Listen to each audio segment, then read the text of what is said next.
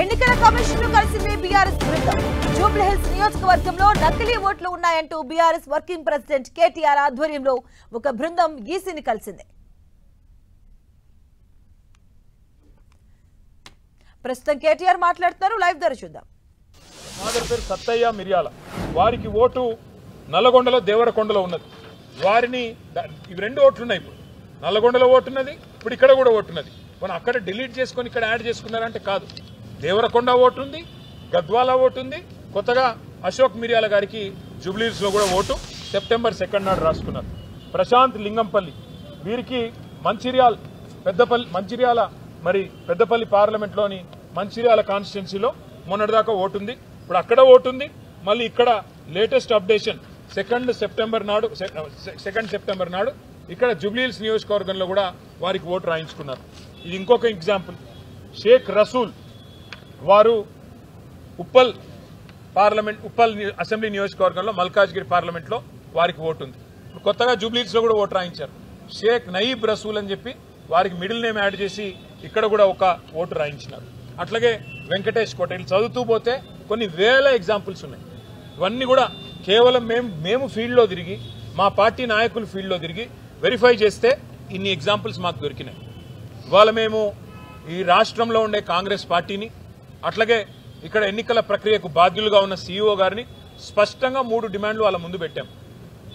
మీరు మొట్టమొదటి విషయం, మా అనుమానం దాదాపు 19 నుంచి 20 వేల దొంగ ఓట్లు రకరకాల రూపాల్లో లేని ఓట్లు ఉన్నట్టుగా లేదా డబల్ ఓట్లు రాయించి ఎక్కడో దేవరకొండ, గద్వాలు, నకిరేకల్లు, ఉప్పలు, మంచిర్యాల అక్కడి ఓట్లు ఇక్కడ కూడా రాయించి ఈరోజు ఒక కొత్త నాటకానికి తెరలేపి దొంగ ఓట్లతో గెలవాలన్న ప్రయత్నం కాంగ్రెస్ పార్టీ చేస్తున్నట్టుగా మాకు అనుమానం ఉన్నది.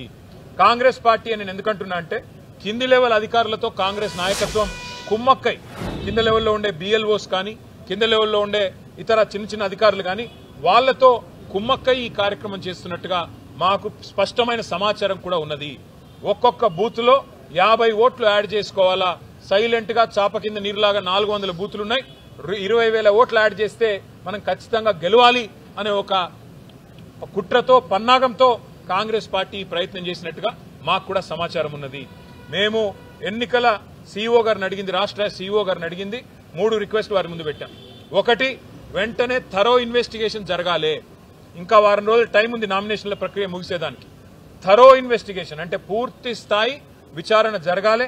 ఇందులో ఎందుకు ఈ అవకతవకలు జరిగినాయి, ఎందుకు ఈ ఓటర్ లిస్టులో ఇన్ని తప్పుల తడకగా ఓటర్ లిస్ట్ ఉన్నది, ఇది తేలాలి. ఇది తప్పకుండా జూబ్లీహిల్స్ ప్రజలకు కూడా చెప్పాల్సిన అవసరం వారి మీద ఉన్నది. నెంబర్ 1. నెంబర్ 2, ఏ అధికారులైతే మరి క్షేత్రస్థాయిలో కుమ్మక్కయ్యారో వారిని ఖచ్చితంగా వారి మీద చర్య తీసుకోవాల్సిందే, వారిని అక్కడి నుంచి తరలించాల్సిందే అని చెప్పి కూడా మేము వారిని డిమాండ్ చేస్తా ఉన్నాం. మూడవది, 19 నుంచి 20,000 ఈ రకంగా ఓట్లు యాడ్ అయినాయని చెప్పి చెప్తా ఉన్నారు. ఇక్కడ ఒక ఇంట్రెస్టింగ్ విషయం ఏమంటే, మేము మాట్లాడితే ఇప్పుడు వారు చెప్తా ఉన్నారు, మా దగ్గర ఓటర్ లిస్టులో కొన్ని తొలగించామండి, మరణించిన వాళ్ళవి లేదా రీలొకేట్ అయిన వాళ్ళవి, అట్లా 12,000 పోయినాయన్నారు. మరి మొత్తం ఎన్ని పెరిగినాయంటే 7,000 పెరిగినాయన్నారు. అంటే 12,000 తీసేసి 7,000 పెరిగాయంటే 19,000 ఓట్లు యాడ్ అయినాయి. ఆ 19,000 కూడా ఇదే రకంగా కాంగ్రెస్ పార్టీ వాళ్ళు కింద వాళ్ళ మరి దొంగ ఓట్లు రాయించి యాడ్ చేసినట్టుగా కనబడతా ఉంది అని చెప్పి కూడా మేము సీఈఓ గారికి చెప్పడం జరిగింది. తరోగా ఇన్వెస్టిగేట్ చేసి ఈ దొంగ ఓటు ఒక్కటి కూడా రేపు ఓటేసే అవకాశం లేకుండా తొలగించాలని చెప్పి మేము డిమాండ్ చేస్తా ఉన్నాం. ఎట్టి పరిస్థితుల్లో ఇది వారం రోజుల్లో పూర్తి చేయాలి. నామినేషన్ల ప్రక్రియ ముగిసే లోపల ఇది పూర్తి చేయాలని చెప్పి వారిని డిమాండ్ చేశాము. వారు చూస్తాము, తప్పకుండా పరిశీలిస్తాము, న్యాయం చేస్తామని చెప్పి మాకు చెప్పారు. మరి ఎదురు చూస్తాం, మేము కూడా 24 గంటలు చూస్తాము. ఒకవేళ స్పందన లేకపోతే న్యాయ పోరాటం చేయడానికి కూడా వెనుకాడం. కానీ కాంగ్రెస్ పార్టీని, కాంగ్రెస్ నాయకత్వాన్ని మాత్రం తప్పకుండా ప్రజల్లో ఈ విషయంలో ఎండగడుతూనే ఉంటాం. ఇప్పుడు మీడియాకు కూడా నేను చెప్పిన ప్రతి మాటది వివరాలు, పూర్తి స్థాయి సమాచారం మీ అందరికి కూడా ఇస్తాను. దయచేసి కొద్దిగా ఓపికగా చదవండి, ఎందుకంటే చాలా పెద్ద ఎత్తున ఉన్న సమాచారం. 20,000 దొంగ ఓట్లు అంటే చిన్న విషయం కాదు. కాబట్టి తప్పకుండా మీరు కూడా అధ్యయనం చేయండి, మీరు కూడా రిపోర్ట్ చేయండి, ప్రజల్ని జాగృతం చేయండి అని చెప్పి కూడా కోరుతూ, న్యాయం లభించాలని, నిష్పక్షపాతమైన ఫ్రీ అండ్ ఫెయిర్ ఎలక్షన్ జరగాలని బీఆర్ఎస్ పార్టీ తరఫున మేము కోరుకుంటున్నాం, ఆశిస్తున్నాం, జరుగుతుందని చెప్పి కూడా భావిస్తున్నాం. Thank you.